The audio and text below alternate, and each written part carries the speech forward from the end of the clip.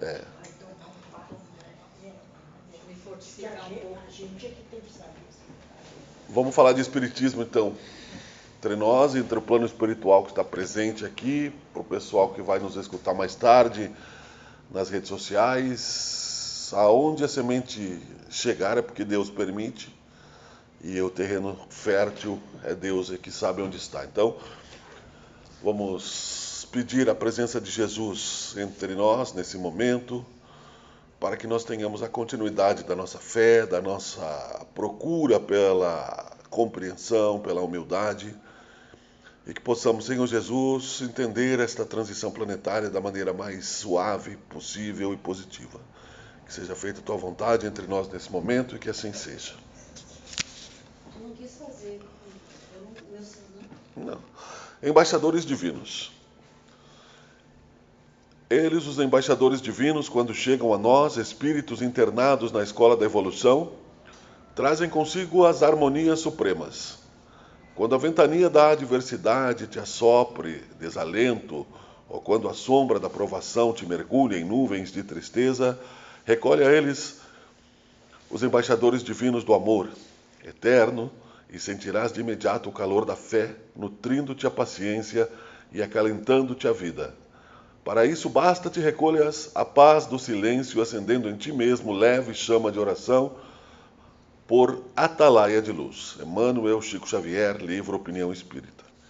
Eu li aqui um trechinho para a gente conversar aqui entre nós, na nossa plateia de persistentes irmãos em busca, né, da manutenção espírita, que é para nós, espíritas, isso aqui também. Então, às vezes a gente lê a palavra que está sendo mediunizada, que está sendo transmitida, e achamos que está sendo transmitida para o outro, né? Mas o Divaldo Franco dizia, né? E a Joana de Ângeles disse para ele, quando ele reclamou, por que não vinha uma mensagem para ele? Por que ele não recebia uma informação? Por que ele não recebia um conselho? E ela pacientemente, amorosamente respondeu, eu escrevo para ti. Tu fala para os outros porque tu quer. Né?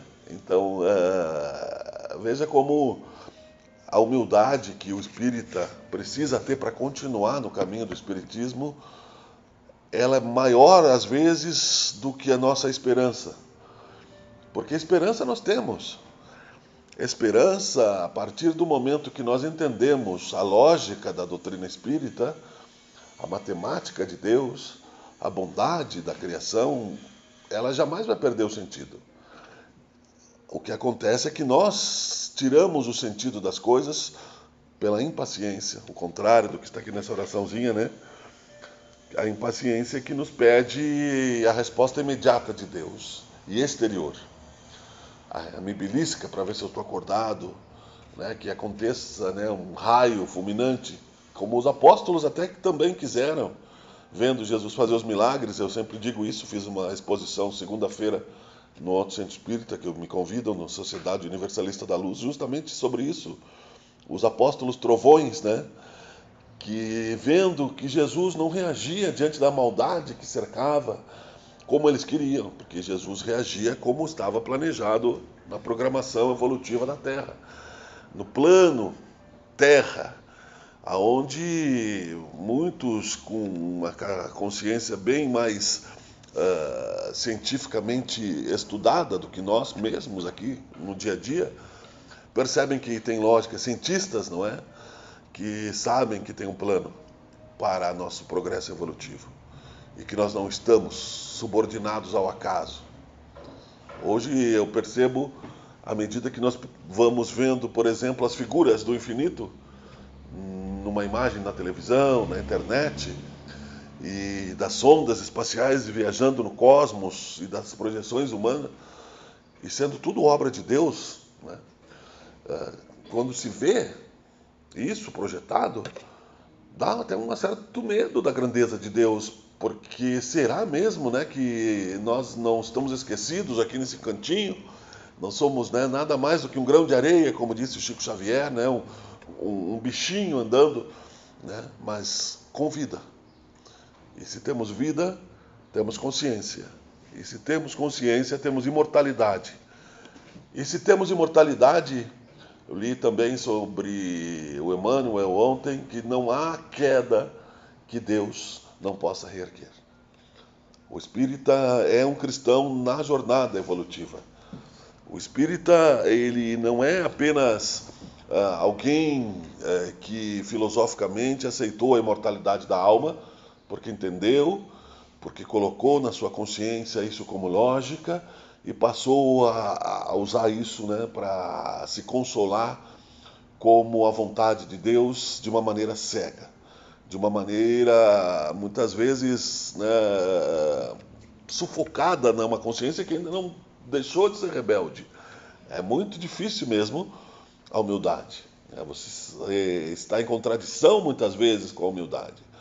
Nós sabemos que a caridade é importante, nós fazemos a caridade, e a caridade às vezes não satisfaz a nossa angústia, porque queríamos uma resposta imediata. Quando nós estamos apenas, né, retribuindo parte daquilo que nós recebemos como um infinito empréstimo de Deus que nos permitiu chegar até aqui. Nós sabemos, por exemplo, que não poderemos apagar a nossa consciência.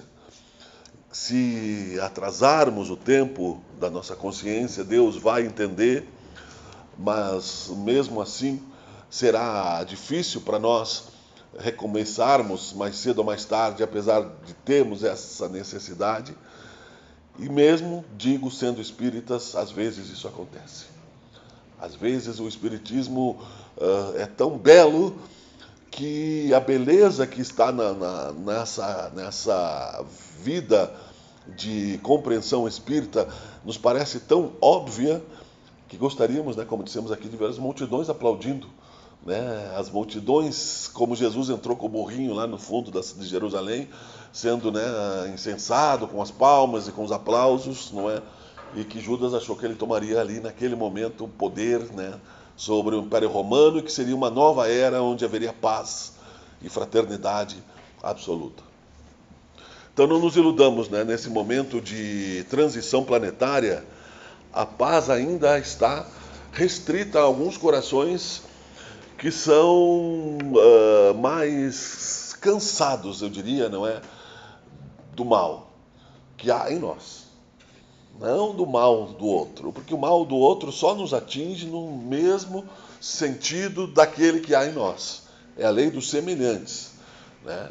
Por que o barro gruda na parede de tijolo? Porque é a mesma matéria, né? Ou matéria semelhante. Então, nossos fluidos, quando estão impregnados pelo medo, pelas doenças, pela descrença, pela insensatez de acharmos que podemos abandonar a manutenção da fé, é porque nós estamos em algum momento ou sofrendo vitimados pela obsessão, e o espírita é bastante vitimado pela obsessão, que é, como a gente sabe, precisa popularizar o termo, né? Está já nos livros espíritas há muitos anos, mas para muita gente que escuta, que não sabe o que é ideias que partem, né, do invisível e que entram na nossa consciência como um nada qualquer, mas que vêm de uma outra força viva, que pode ser algum inimigo, inimiga de uma vida passada, alguém que nós prejudicamos, que nós não estamos percebendo naturalmente,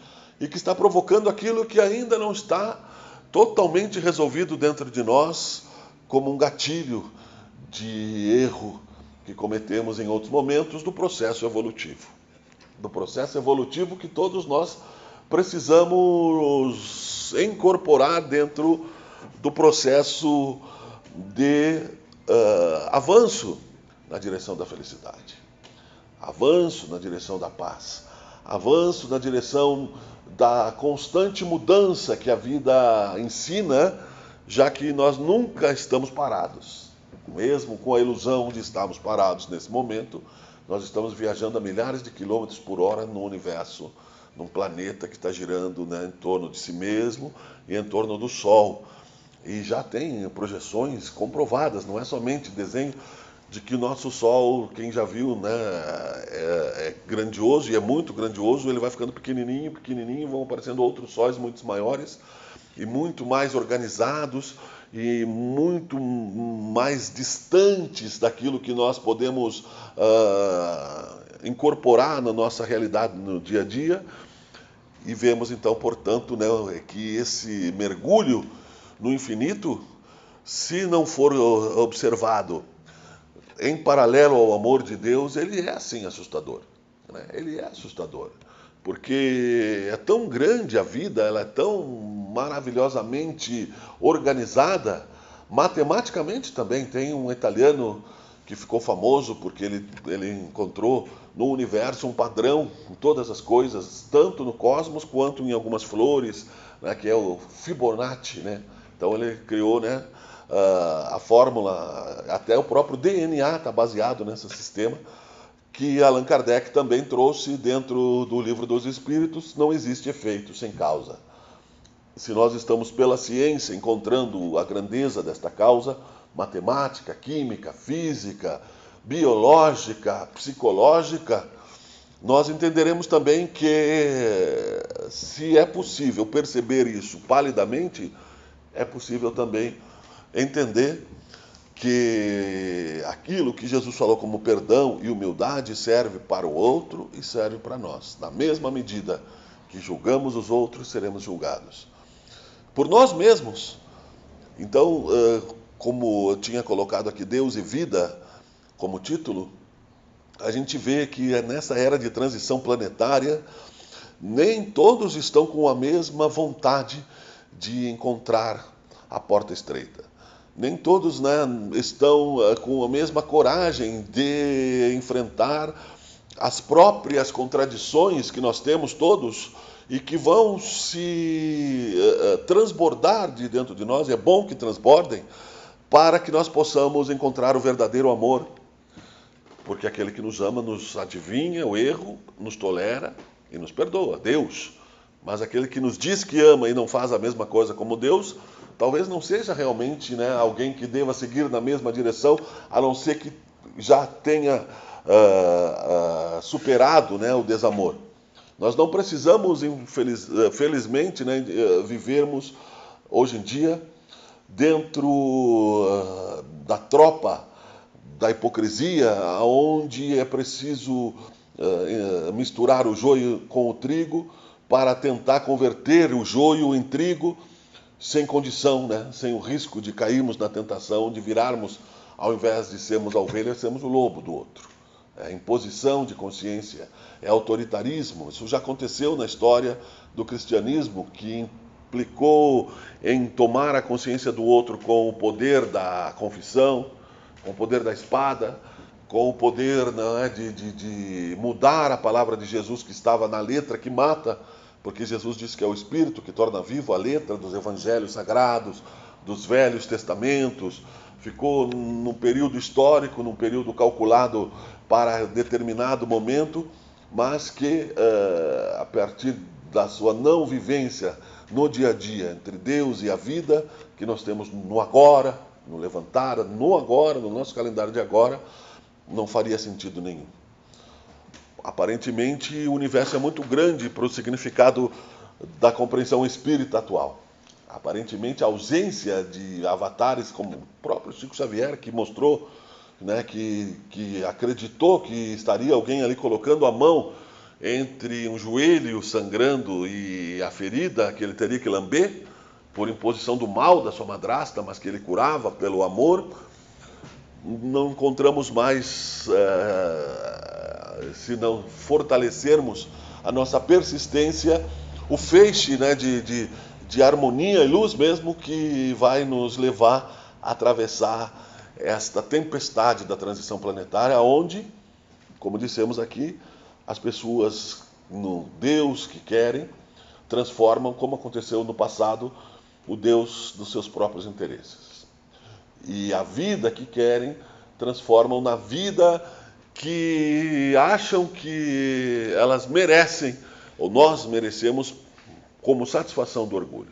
Mais uma vez queremos, né, somente construir castelos de areia. Mais uma encarnação, muitas vezes perdida, porque o sonho é ganhar na loteria, o sonho é ter as melhores posições na sociedade, principalmente com as redes sociais, onde se coloca somente uma boa prática, né, a felicidade e onde muitas vezes, né, a intimidade está distorcida, destruída. Nós vemos, por exemplo, quando o momento onde a mulher busca emancipar-se, igualar-se ao gênero masculino, né, os feminicídios aumentando de uma maneira terrível, que sempre existiram, na verdade. Né? O feminicida é aquele que no passado não tinha pudor nenhum também em matar, talvez tivesse haréns, talvez fosse o homem das cavernas que puxasse as mulheres pelos cabelos e assim por diante, e que não aceitam a lei do amor, a lei de causa e efeito. Então o materialismo aparentemente está vencendo. O materialismo, né, que é o contrário da divindade, não se pode servir a dois senhores, a Deus e a Mamon, o rei da matéria, a projeção humana de que a matéria traz felicidade e nós estamos reencarnados para crescer e não para sermos felizes. Meu reino não é desse mundo, disse Jesus. A felicidade também não é neste mundo só teremos aflições. E a gente observa isso, né? Quando a gente acha que colocou tudo organizado, acontece uma situação que muda o equilíbrio para nos levar mais adiante, né? Para um novo momento. Ou desencarna alguém, ou acontece um fenômeno econômico que nós não temos condições de administrar. Não foi por acaso que tivemos um governante capaz de congelar os bens das poupanças das pessoas. Muita gente se suicidou, muita gente perdeu tudo que tinha guardado no banco, muita gente, isso em 1992, né, até hoje não se recuperou e não se recuperará por algum momento, mas havia já o Evangelho de Jesus naquele período. E já havia o Espiritismo.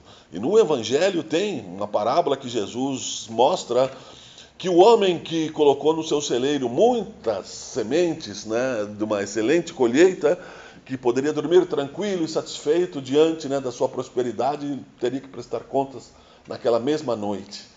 E se nós observarmos do ponto de vista da reencarnação, os grandes impérios só se construíram através do roubo. O Império Romano, que foi o império da época de Jesus, que estava florescendo, era um império de mercenários.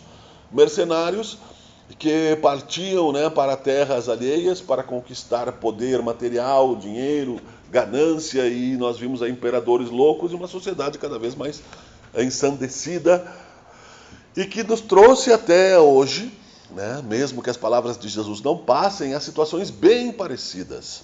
Os americanos hoje, que são ainda, né, a bandeira da águia, ainda são, né, a nova oportunidade nos momentos, né, de transição planetária, de conseguirem levar ao mundo inteligência e amor, mas continuam levando violência.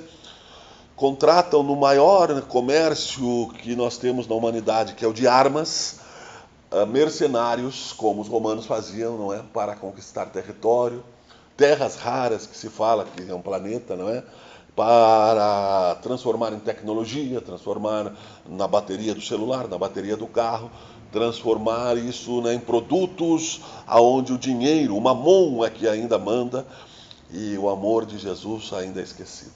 Então, realmente, a porta é estreita. Será considerado muitas vezes o fracassado, como Jesus foi considerado ao ser crucificado por aqueles que se arrependeram imediatamente. Judas imediatamente se arrependeu. Aquele dinheiro queimou ele não quis ficar com os dinheiros e jogou no chão. E Nicodemos, não é, e José de Arimateia compraram um cemitério para os estrangeiros, que eram renegados a serem deixados, né, ao relento quando morressem, mas que por caridade e pudessem também ali enterrar o corpo de Jesus. E não conseguiram superar, né, a força do poder que estava muito próximo entre o tênue, né, momento de renúncia, que São Francisco mais tarde exemplificou, mas infelizmente a sua ordem não, né? A ordem franciscana se perverte até hoje, infelizmente, mas de renunciar àquele mal opressor do poder material de uma maneira em que o status, né, o doutorado, né, e a possibilidade de receber a bajulação e o poder foram maiores do que entregar-se a Jesus. Eles procuravam Jesus à noite. O próprio Públio Lentulus, o senador, que depois, né, reencarnou como Públio Lentulus, né, ele era o Públio Lentulus como senador, procurava Jesus à noite, quando a filha foi curada, né? E Jesus dizia, mas por que vocês não me procuram durante o dia? Né? Por que vocês têm medo? Por que vocês se envergonham? E Jesus disse, aqueles que não se envergonharem de mim, eu estarei junto. Porque como você pode ser fiel a alguém que tem vergonha de falar de Jesus? Né? Nós vemos hoje o noticiário, e eu estava conversando agora mesmo com a família, o noticiário, as pessoas brigando nos congressos, as pessoas de extrema esquerda, extrema direita, né, centros radicais. E você não tem o que dizer, a não ser de um ponto de vista que eles não sabem o que fazem. Porque é melhor ao homem de hoje ganhar o mundo e perder a alma, desesperado que está, negando a própria riqueza de Jesus e negando o próprio Jesus. Então, se colocando numa condição de muitas encarnações futuras, de choro e ranger de dentes. E nós estamos, né, nesta corda bamba mesmo, eu diria, porque se não tivéssemos a necessidade de consolidar essas escolhas no processo evolutivo, não teríamos reencarnado, né? Estaríamos longe em outros planetas, talvez fazendo caridade, ou nesse planeta fazendo lá, né, uma missão no Haiti, né, na Mansão do Caminho. Fazemos aqui o nosso microcosmos, que é importante, né? Então esse microcosmos que está aqui, que tenho certeza que muitas vezes nos arrastamos para estar aqui, é o que nós podemos dar diante dessa imensidão do universo, que nós percebemos que nos assusta até, e é a nossa possibilidade de mudança, sim, é uma moeda boa de horas trabalhadas, de bônus horas, como diz, né, no nosso lar, né? Onde o André Luiz passou então a adquirir, pelo esforço, pela caridade, a possibilidade de encontrar alguma liberdade na economia compartilhada espiritual. Então, trabalhos como esse, sim, têm real valor, desde que não fiquemos esperando a resposta imediata da caridade que se faz, da caridade que se faz.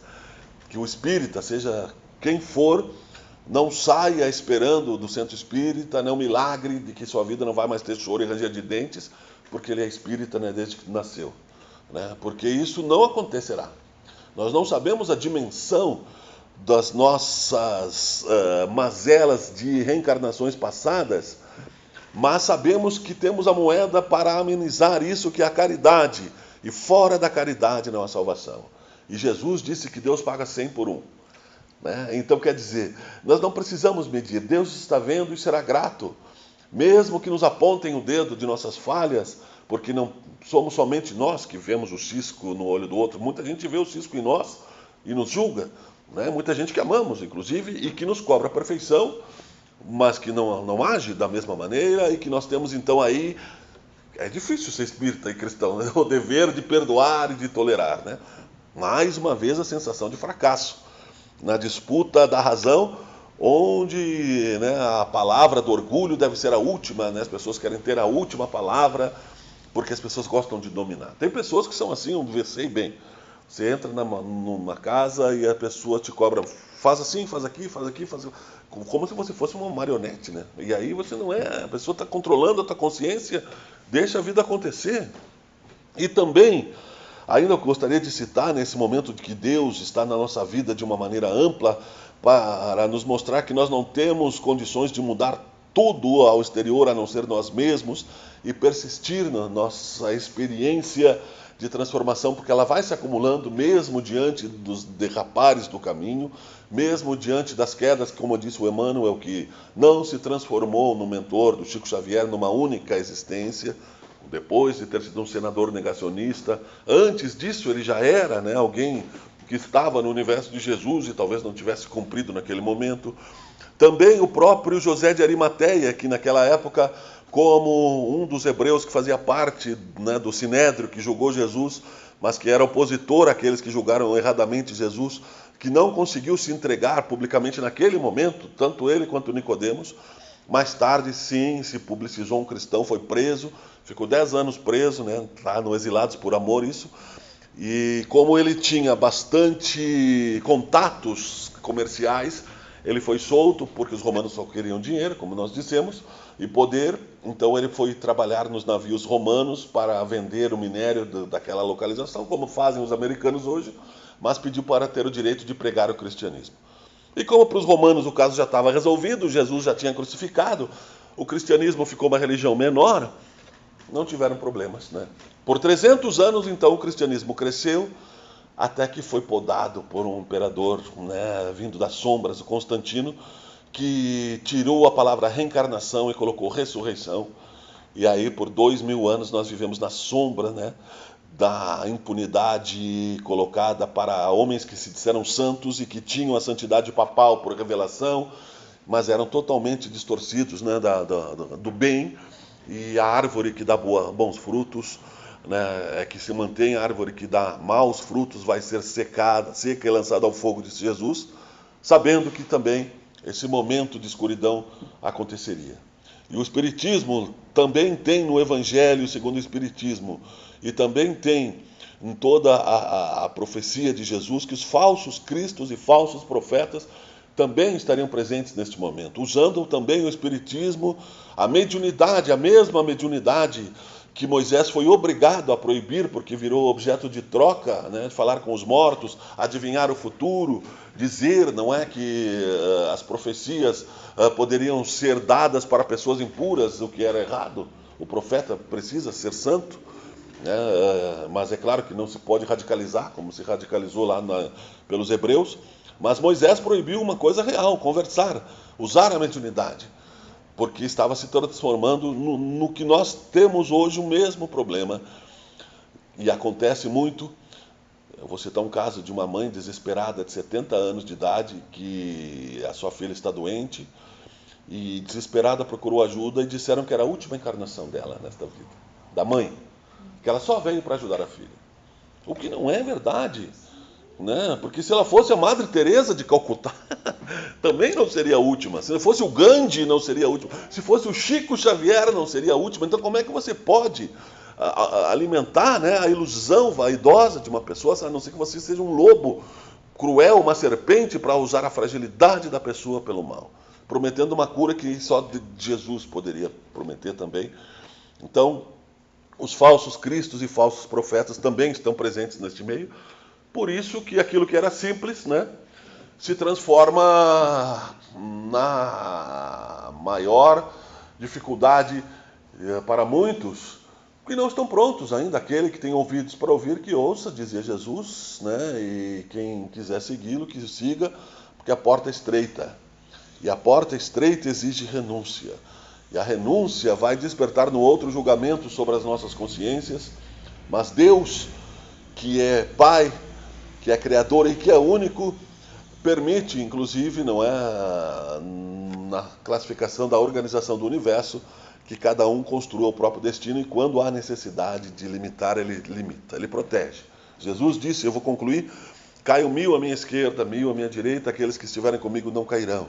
Jesus sabia da certeza, da presença, né, da legião de anjos, quando estava sendo humilhado em praça pública por Pôncio Pilatos, e que não quis acessar um exército de anjos e fulminar por raios, como queria João Evangelista, porque seria violência, e violência levaria à violência. A nossa visão de tempo ainda é estreita. Nós estamos ainda vivendo frutos da terceira revelação, que é o desvendar dos mundos espirituais, a relembrança da lei de causa e efeito, a compreensão mais profunda de que a cada um será dado segundo as suas obras, a reorganização na consciência moderna da justiça divina, que não vê mais a visão de um Deus mau, mas de um Deus Pai amoroso, que ensina pela dor e não pune, e que permite, portanto, né, que nós tenhamos o nosso tempo de amadurecimento. Não precisamos ficar criando, como foi no Egito Antigo, né, monoteísmo, politeísmo, de acordo com a vontade do faraó, ou na própria Roma, de acordo com a vontade do imperador. E hoje, num país livre que nós vivemos, vamos falar de Brasil, onde o número de espíritas é maior do que todos os outros países, que cada um tem uma visão pessoal do próprio Deus. O Deus do evangélico, o Deus do católico, o Deus espírita é o mesmo Deus. Não é? O mesmo Deus que criou o muçulmano, o mesmo Deus que criou outros planetas também, e que nós, que não temos a chave da desencarnação, porque seria suicídio, que aqui estamos conscientes de que estamos na Terra, com tal nome, com tal CPF, com tal endereço, com tal idade, precisamos aceitar a realidade que nos cerca todo dia que voltamos ao corpo, nos resta a palavra que também está no Evangelho, resignação. que está no Pai Nosso. Seja feita a vossa vontade, assim na terra como no céu. Felizmente estamos aqui, né, e que consigamos aqui estar mesmo que lentos, arrastados e até mesmo vacilantes, se for o caso, mas que não julguemos também aquele que não consegue estar, porque parece mesmo, né, que a porta é estreita, né, e a porta estreita exige humildade.